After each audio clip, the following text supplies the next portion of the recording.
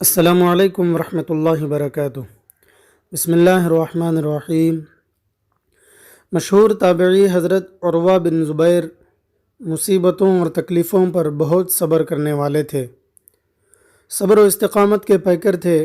ایک مرتبہ ولید بن یزید سے ملنے دمشق روانہ ہوئے تو راستے میں چوٹ لگ کر پاؤں زخمی ہو گیا، درد کی شدت سے چلنا دو بھر ہو گیا۔ سخت تکلیف کے باوجود ہمت نہیں ہاری اور دمشق پہنچ گئے۔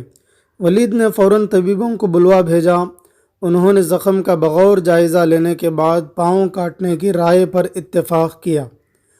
حضرت عروہ کو جب اس کی اطلاع کی گئی تو انہوں نے منظور کر لیا، مگر پاؤں کاٹنے سے پہلے بے ہوشی کے لیے نشہ آور دوا کے استعمال سے یہ کہہ کر صاف انکار کر دیا کہ میں کوئی لمحہ اللہ کی یاد سے غفلت میں نہیں گزار سکتا۔ چنانچہ اسی حالت میں آرا گرم کر کے ان کا پاؤں کاٹ دیا گیا اور انہوں نے کسی قسم کی تکلیف کا اظہار نہ کیا۔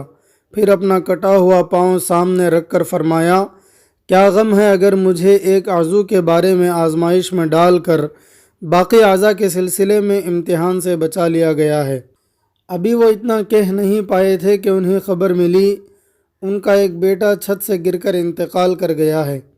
انہوں نے انا للہ و انا الیہ راجعون پڑھی اور فرمایا، اللہ تیرا شکر ہے کہ تو نے ایک جان لی اور کئی جانوں کو سلامت رکھا، کیونکہ ان کے باقی بیٹے سلامت تھے۔ اس واقعے کے بعد ولید کے پاس قبیلہ عبس کے کچھ لوگ آئے، جن میں ایک بوڑھا اور آنکھوں سے اندھا شخص بھی تھا۔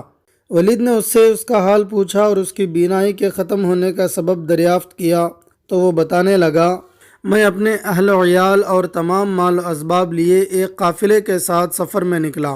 اہل قافلہ میں سے شاید ہی کسی کے پاس اتنا مال ہو جتنا میرے پاس تھا۔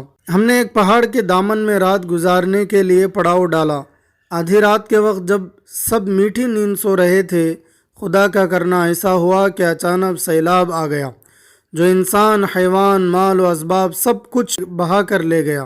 میرے اہل و عیال اور مال و اسباب میں سے سوائے ایک اونٹ کے اور میرے ایک چھوٹے بچے کے علاوہ کچھ نہ بچا۔ میں ابھی اس ناگہانی آفت سے سنبھلنے بھی نہ پایا تھا کہ میرا اونٹ بھاگ گیا۔ میں اس کے پیچھے گیا تو ایک دم بچے کے چیخنے چلانے کی آواز نے قدموں کو روک لیا۔ الٹے پاؤں واپس بچے کے پاس آیا تو کیا دیکھتا ہوں کہ ایک بھیڑیے نے میرے معصوم لخت جگر کو اپنی خونی جبڑوں میں دبوچا ہوا ہے اور وہ معصوم اس کے بے رحم جبڑوں میں زندگی کی بازی ہار چکا ہے۔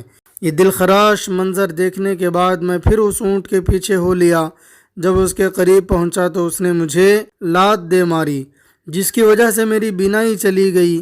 اس طرح میں مال و عیال کے ساتھ ساتھ آنکھوں سے بھی ہاتھ دھو بیٹھا۔ اس کی یہ داستان غم سن کر ولید کی آنکھیں پرنم ہو گئیں اور اس نے کہا، جاؤ عروہ ابن زبیر سے کہہ دو تمہیں صبر و شکر مبارک، اس لیے کہ دنیا میں ایسے لوگ بھی ہیں جو تم سے زیادہ غموں اور مصیبتوں کے مارے ہیں۔ میں دے کے غم جانا کیوں عشرت دنیا لوں، غم زیست کا حاصل ہے اس غم سے مفر کیوں ہوں۔ اسی لیے کہا جاتا ہے کہ انسان کو اپنے اوپر آنے والی بڑی سے بڑی تکلیف کو بھی یہ کہہ کر سہ لینا چاہیے کہ اللہ کا شکر ہے کہ اللہ نے مجھے یہ تکلیف دی۔ لوگ اس سے بھی بڑی بڑی تکلیفوں میں مبتلا ہیں۔ اللہ تعالی ہمیں کہنے سننے سے زیادہ عمل کی توفیق عطا فرمائے۔ السلام علیکم ورحمۃ اللہ وبرکاتہ۔ الہی تیری خاطر ہو، الہی تیری خاطر ہو، میرا جینا میرا مرنا، الہی تیری خاطر ہو۔